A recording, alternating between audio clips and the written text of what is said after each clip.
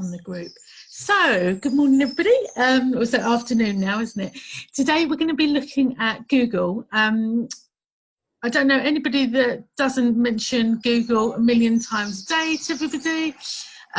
Google, in one way, rules our business life at the moment. We use it to search, we use it to get new customers, we use it to attract new eyeballs onto our products and services, and in one way it's kind of dominating everything, but for good reason. It's the most powerful suite of tools that I think any small business owner can use, and the fact that most of them are free is even better. There's free versions to all of the tools that I'm going to be mentioning today, and what you can't do with most of these tools probably isn't worth doing as a small business owner. For those of you that don't know me, my name is Emma Good of social media agency 24 Fingers, and we help people at all fingers and bums with their social media with strategy, implementation and daily management. And we're also very honoured to be providing training courses on a weekly and monthly basis. To my left, I think, Kathy Ennis of Little Piggy. Kathy, are you okay to... I think everyone knows you anyway. Yeah, I'm just sending a quick Facebook Messenger message. Someone said I can't use this link, so I'm just sending that through. So yes, thanks everybody for being here. I'm Kathy Ennis of Little Piggy, working alongside Emma here on these lunchtime learning sessions, and these are like a quick dip in a toe in the water of concepts that we cover, and Emma knows these things back to front and upside down, so she's using them every day for lots of different purposes. So I'm actually looking forward to learning some stuff here myself today. So thanks very much. No pressure. I'll try and astound you then, Kathy. So I'm going to share my screen and start off today's. As Kathy mentioned, it's a fairly light touch. We've got a deeper dive on Friday coming up, where we look at each of the tools in more detail, but I'm going to start off with some of the tools that we can use in Google. So as I mentioned earlier, Google, through Google search, allows our business to get found online. There is an SEO ranking that Google work with. So basically they will rank our content on our website according to keywords that we use. So if, for example, we are an accountant, like John on the call here, we will create content that focuses on accountancy keywords. Google crawl the entire web every 4 to 6 weeks, and they'll see that John has created new content around, for example, tax year end, and they'll start to understand and build up a picture of John's content. And if they deem it well written, if they deem it natural, not stuffed with loads of spammy links, they'll say, actually, John deserves to be higher up the search rankings than somebody that isn't blogging. We're going to push him up. And if John does a really great job in getting lots of keyword-rich content on his website, he gets lots of links for other people that are linking back to his website, Google will start to push him up towards page 1. And Kathy shared a joke last week about where's the best place to hide a dead body? On page 2 of Google. Nobody is worried about what happens on page 2. Nirvana is page 1. So we have to do everything that we can to appease Google and impress Google, and make sure that Google ranks us for what we're known for and how we can help people. Through Google Analytics, we can see how our website is performing. So Google Analytics is a wonderful free tool that tells people how many pages people are visiting on our website, how long they're staying for, which one of these they use, whether they're on an iPhone, whether they're Android, whether they're on an iPad or desktop. And I would say 98% of all your traffic, especially on social media, will be mobile based. So we always have to think mobile first, and Google will tell us if we've achieved that. It will tell us what pages on our content on our website are performing well. It will tell us how quickly people visit our website and then bounce straight off again. Absolutely priceless information for any small business owner to really understand what's happening on our website. We might think it looks pretty, we might think that it's brilliantly designed, we might think that we've got a lot of fantastic content on there, but stats don't lie, and data will show us absolutely what's happening or not happening, as the case might be. I did some work with my team last week on our website, and we've We've switched up some content. Currently, we've increased our website traffic by 65%, which is fantastic. So I can see a direct correlation between what we've been doing on social media and how that's translated into website traffic. But interestingly, can see which platforms are performing better for us. So I know people aren't impressed with Twitter, for example. Kathy and I use Twitter day in, day out. It's definitely our favourite platform. The reason why it's my favourite platform is still we get the most traffic from Twitter. People are interested in new content. It performs in terms of website traffic much higher than Instagram, for example, or LinkedIn for us. So Google Analytics will tell us all that rich information that is crucial for all of us.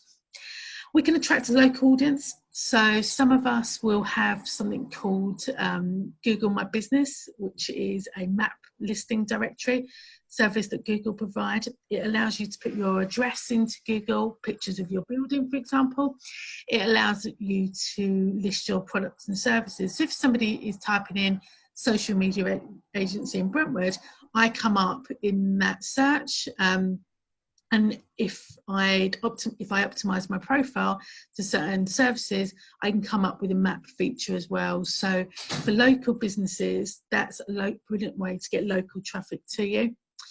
In general, Google have a fantastic way of getting more bums on seats, people to your website through what's called Google AdWords. So if anybody's heard the term pay-per-click or AdWords, this is Google's way of getting ads in front of the people that are more likely to buy your products and services. You can set those ads up with keywords. So for example, if I did social media agency in Brentwood, which is fairly typical of what somebody would be typing into Google, I can pay Google to get my ad on top of the page and get more people to my website.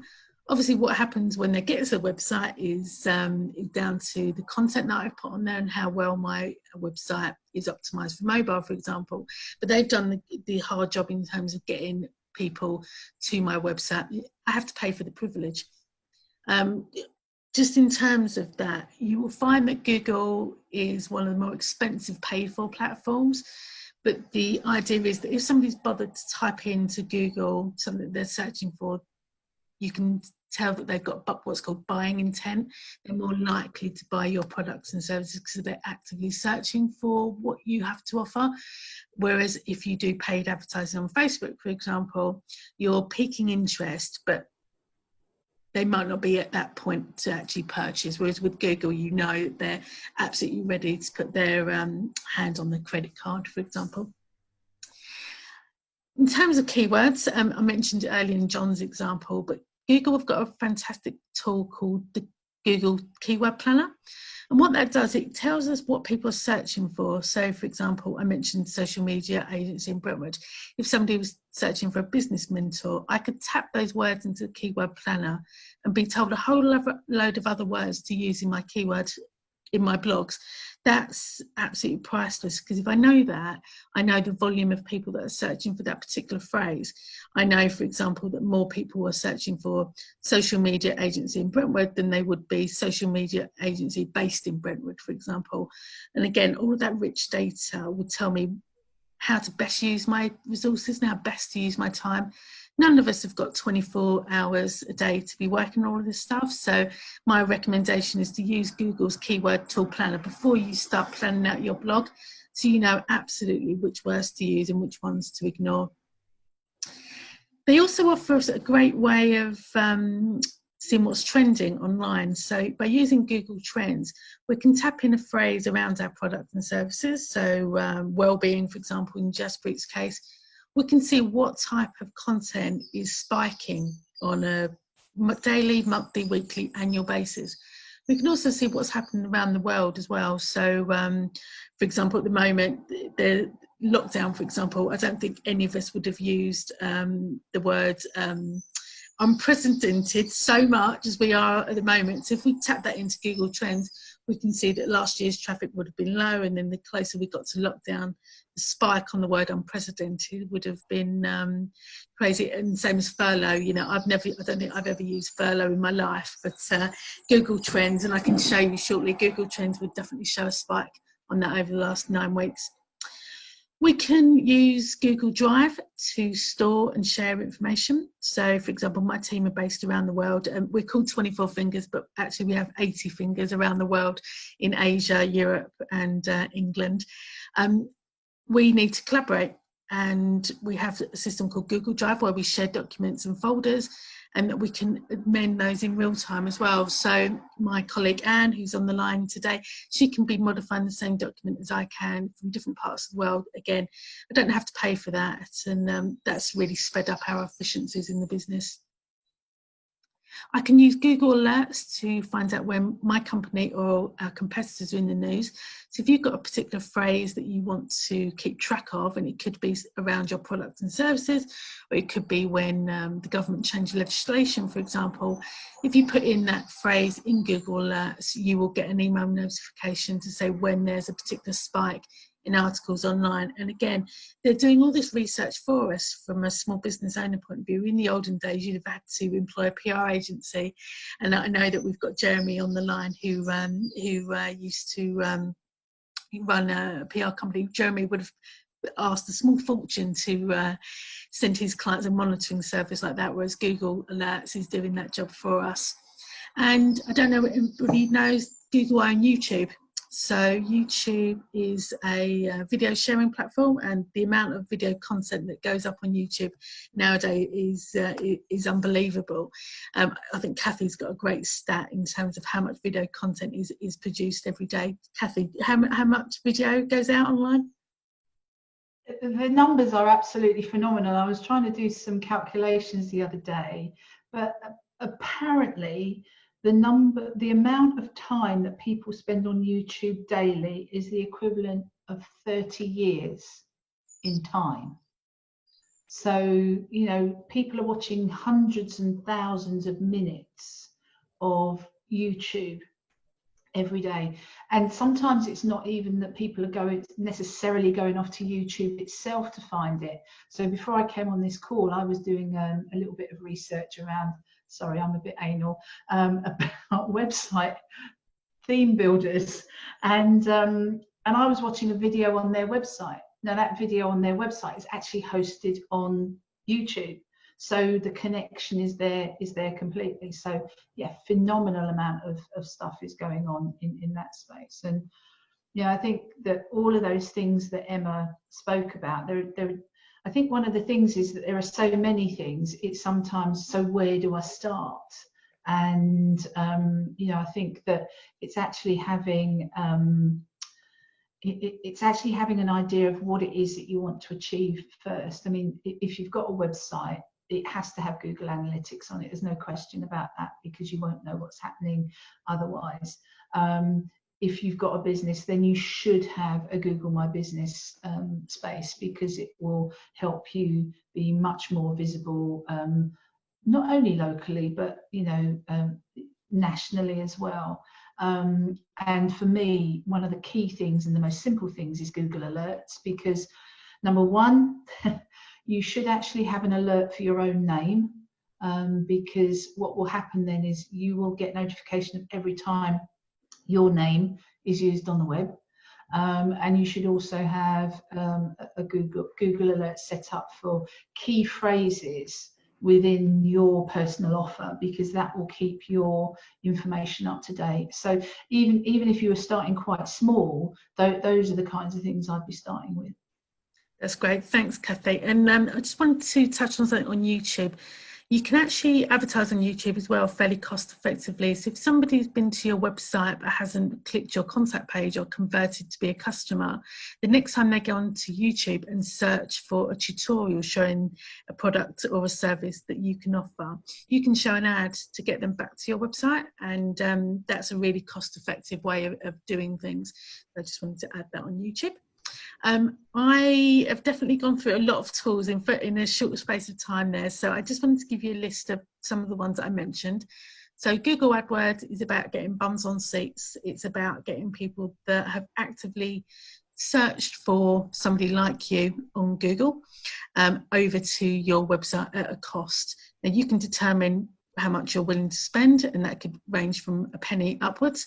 The more popular search terms like for example, shoes, beauty products, lifestyle items, they're going to be quite expensive to bid for. But if you get some of the less popular search terms, they're going to be perhaps more within our small business owners' budget. Things like window double glazing, things like insurance, things like pensions and wills, they all cost quite a lot of money. But if you elongate your search terms and make things more specific, so social media agency in Brentwood would be cheaper than social media agency, for example, then you can start to see how competitive things can be.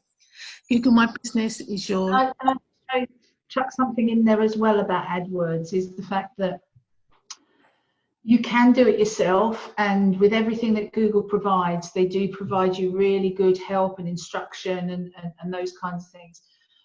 But it a bit like sort of larger marketing things and say ad type stuff, sometimes it's a good idea to speak to a professional, simply because of what Emma said about words being more expensive than others, but also how we might use words. And a very classic example I've got from somebody who attended one of my training courses, actually, probably about a year to 18 months ago, who is a hairdresser, and she specialises in hair extensions. For people's hair, and she recounted a story of where she had gone into Google and created some ads using the term extensions, and was mortified when 95% of the interest she got was from people who were looking to either have a house extension or a loft extension. So somebody that works within that space will understand how perhaps best to talk about your business in terms of the words that you choose. It doesn't mean you can't do it yourself, but actually I always think, particularly if you're getting sort of first foot in the door with this, it might be an idea to speak to somebody who does quite a bit of this work on a day-to-day basis. It probably mean that your money's spent in a better place. Agreed, and I think it's exactly the same. We talk to our clients when we plan their Facebook campaigns. You can spend a lot of money on these platforms very, very quickly. So yeah, talk to us if you're considering Google AdWords before putting your credit card on their system. So Google My Business, that's your local listing that shows people where you're situated and how you can help them. Google Drive is your filing system, and I think there's an upper limit in terms of megabytes that you can store, but it's so there's a free version that should cope with a small business owner's needs. Google Trends is showing you the spike in terms of keywords and phrases around your products and services. Google Alerts is your media monitoring service, and as Jeremy just put in chat, you know, he was charging up to £200 a month for that service, and Google will give it to you for free. Google Tools, this is a tool that Google shows whether your fonts that you use on your website or email is web safe, so that means that they can be viewed on any device by anybody anywhere. That's a really crucial tool for helping with brand consistency. Yeah, I definitely throw in here that if you're developing the look and feel of your business yourself, always opt for a Google free font, simply because it means that you will be able to use it across all spaces. And if you are having something created for you by a designer, make sure that at least within part of the element that they're creating for you, that there's a Google free font element to it, so that you can use any fonts that are related to your brand across anything that you're creating yourself, whether that's a Word document or a PowerPoint presentation or anything like that. It will make your life so much easier. 100% agree, because there's nothing worse than having a really brilliant font that you love on your website and then going to something like Canva to design some social media and finding that the font isn't there. That's annoying, and creates a disconnect between your brand across different platforms. Not good.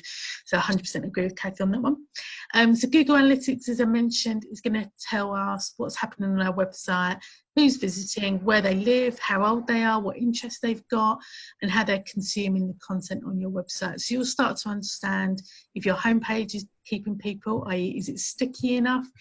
Does your homepage encourage people to view other pages on your website, or are they just looking at your homepage and quitting straight off? Once they've read one of your blogs, do they go to the next blog, or do they go back to your contact form, for example? Google Analytics is absolutely key for looking at kind of user journey and understanding whether your website is sticky and collects data. Essentially, a website is your shop window, but it's also a tool to build your email list, and it's a tool to drive inquiries. That's what your website should be doing. I hear too many people say, oh, I've never had an inquiry off my website, and they take that as okay. It's not okay, because that's why we've put time and money into our website. We need them to convert for us. And Google Keyword Planner, this is the tool that we're going to be using before we start our blogs to understand how much traffic is around particular phrases. When we know that, we can decide which phrases to put in our blogs and which ones to leave out. And that's basically us working within the Google algorithm as opposed to against it. So I was talking a lot there. I'm going to stop sharing and give you a few minutes to answer any questions that we might have. I just wanted to chuck in there as well that one of the things that Google has attempted to do over the years is to try and its best to even out the playing field between people that have got mega bucks to spend and those that don't have any. And that's why it's created a lot of tools that they've attempted to make as accessible for the very small business as they are for the larger businesses. Larger businesses have always been able to have teams of people doing things for them, experts in their field, in terms of not just marketing but different aspects of the marketing process. So what Google's doing with these things here is it's attempting to let much smaller businesses know more about what's happening and how best to implement these things within their business. And I think not all of them, when you go to them, are particularly, I think you'll agree on this, I take Google Analytics, Emma, is when you go there for the first time and you look at it, you sort of run out of the room screaming, because actually there's just so much there. Where the hell do I start? The good thing is that they also, because they're on YouTube as well, they've got some good support videos that actually show you how to get the best out of each one of the tools that they provide, which is why I'd always say, don't go the whole hog and start using everything at once. Always do it as an incremental thing. Start with the first one that you think will be useful for you. Go and learn how that works and start implementing it, and then move on to the next one, and then move on to the next one.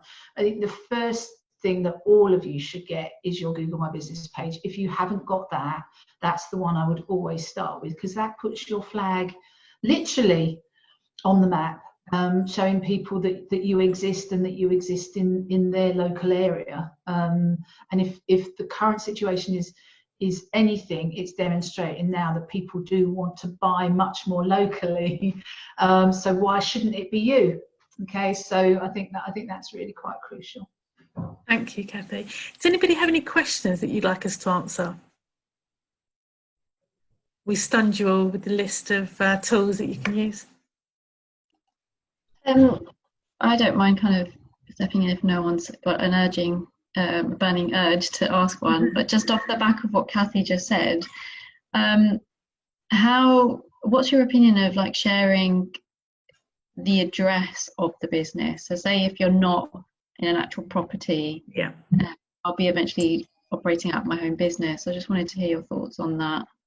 So I'll hand over to Kathy for this. I personally do show my 16 Holly House, and it's where I live, but I'm so open, it doesn't bother me personally, but I've got other friends that will do Holly House rather than the number, and they get around it in that way. But I'll hand over to Kathy, who I know has got an opinion on this. Yeah, I think that it's part of the mapping exercise. And one of the things that you get asked by Google when you set up your Google My Business page is what areas do you cover? So one of the things you can do is you can drag the map to show where the the elements of what you do actually is. Now, apart from a short time where I had a high street office, I've always worked from home, and I'm always conscious that I don't want people knocking on my door on a Sunday afternoon and those kinds of things. So Emma mentioned there are a variety of things that you can do. Just put in the street if you want to put in the street. Or if you live in a block, for example, you might want to put that. What you really do want to make sure is that you are geographically located. Now, one of the things that you can do when you set up your Google My Business page, there is a little a thing that you can tick that says do not show my address.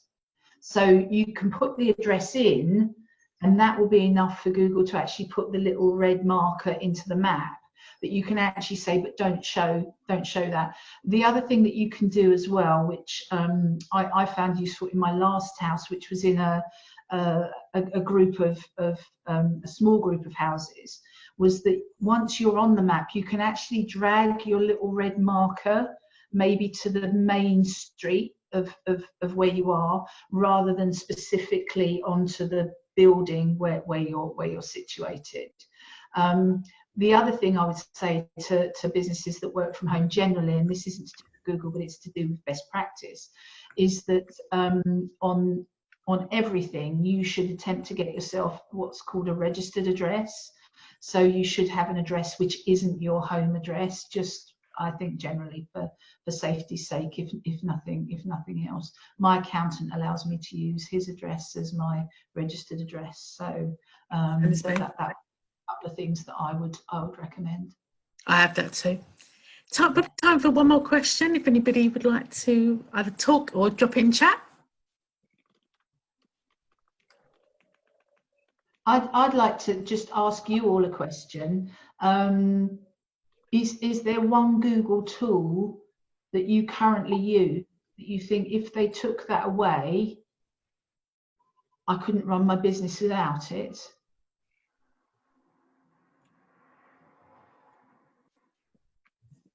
Unmute.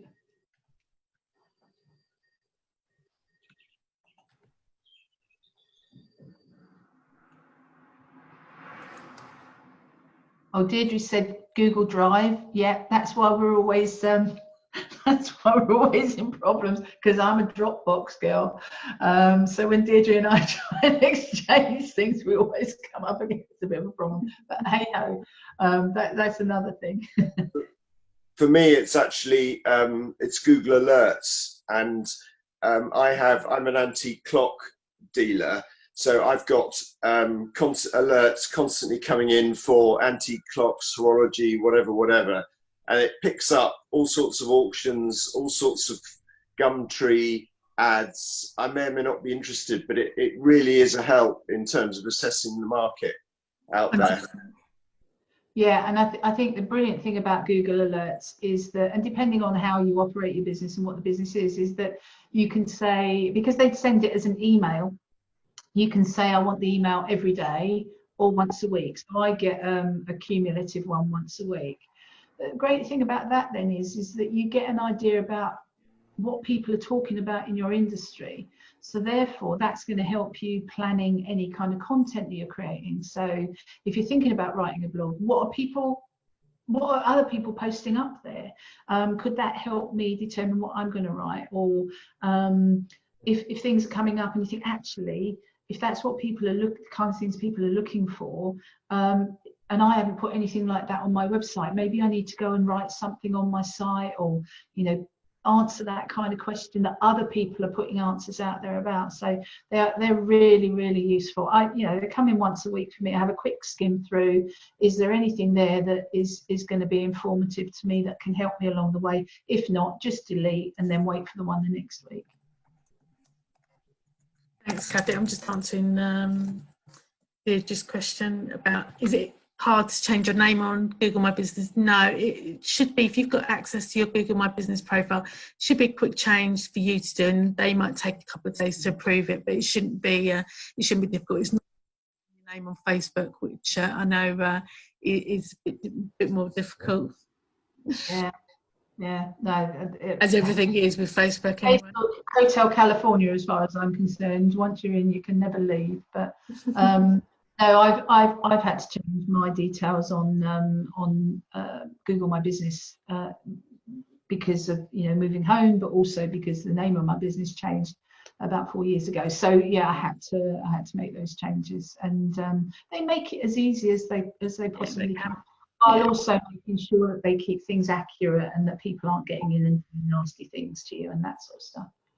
Brilliant, thank you, Kathy. So I think that concludes today's session. I'm going to be recording this and popping it into our 24 Piggies group that I invite you all to join. So if you do want to refer back to any of the things that Kathy and I have both mentioned, you can access the slides there. I wish you a lovely rest of week. Stay safe as always, and Kathy and I are available. If anybody has got any questions after this session, do feel free to connect with us. And if you'd like to look into any of the tools that we mentioned at a deeper level, on Friday we have a 2-hour workshop that's going to go through how to actually use all of these tools and not get blinded by the science of it all. Enjoy the rest of your day, folks. Thank you very much. Take care. Bye-bye. Bye.